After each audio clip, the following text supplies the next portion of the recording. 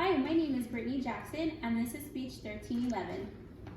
This is my informative outline, and these are my verbal citations. These are my audience members.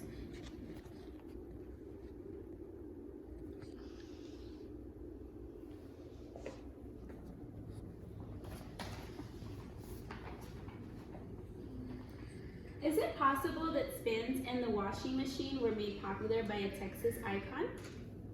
Today I will be giving you information about Selena Quintanilla Perez. There are three main ideas about Selena that I will be discussing today. I will start by discussing her background, then I will move on to discuss her music and fashion. And finally, I will finish by informing you about her life and death's impact on Latino culture. I will begin by telling you about Selena's background. Selena was born in Lake Jackson, Texas on April 16, 1971, to her mom Marcela, her sister Suzette, her brother Abraham, and her father Abraham, who was also a former member of Los Dinos.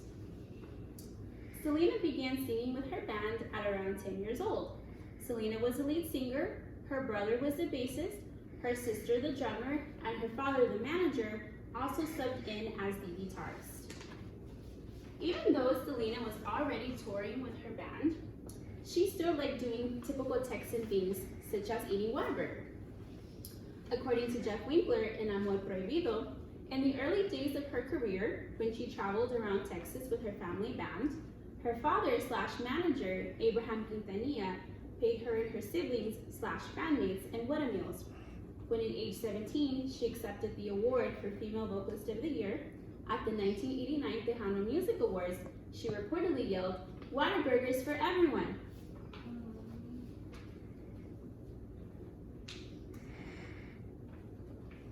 Selena, against her father and her sister's wishes, in 1992 decided to elope and marry Chris Perez, who was the guitarist in her band. Now let us move on and discuss her music and fashion. Selena y Los Dinos recorded their first album in 1984 and actually went on to record 13 more albums. Selena won many awards in the Tejano genre that was once dominated by males, and in 1994 she won a Grammy for Best Mexican Album. She was actually the first female Tejano singer to win a Grammy.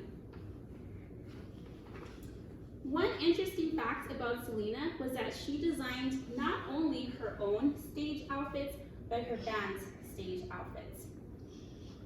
She was very famous for the cow prints, her bustiers, which were usually bedazzled with lots of sequins. Later on in the years, she went on to open 2 boutiques. As stated by Deborah Paredes in Remembering Selena, Remembering Latinidad, Selena mastered traditional Tejano music conventions with a repertoire that included Spanish language mariachi ballads, English language pop love songs, and code-switching cumbias. Even while she reinvented the male-dominated genre with performances that highlighted the racialized and sexualized Tejano body.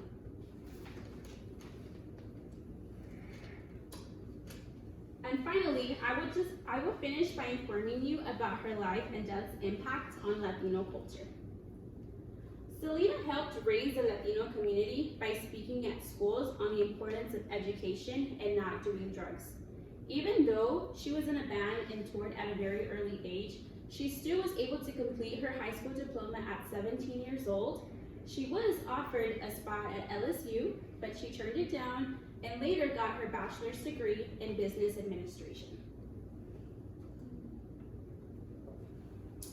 Tragically, Selena's life was cut very short at only 23 years old when she was murdered in Corpus Christi, Texas at a Days Inn motel by her former fan club president, Yolanda Saldivar, who was actually stealing money from Selena.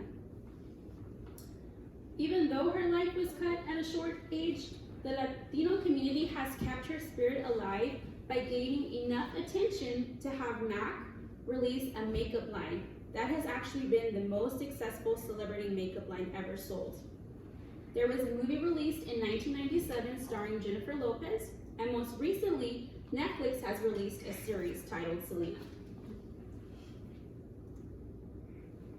According to Francisco Cantú in Sounds of Nepantla, where Selena found her voice, she had been perceived, as one Mexican newspaper put it, as una artista del pueblo, a star who remained grounded in her working class roots, who embodied sexuality on her own terms, without forsaking family values, and who found success in a male-dominated world that prioritized whiteness without compromising her brown skin, her dark hair, her cultural linguistic fluidity, proving once and for all that Latinas could be just as boldly and glamorous as anyone else. Thank you.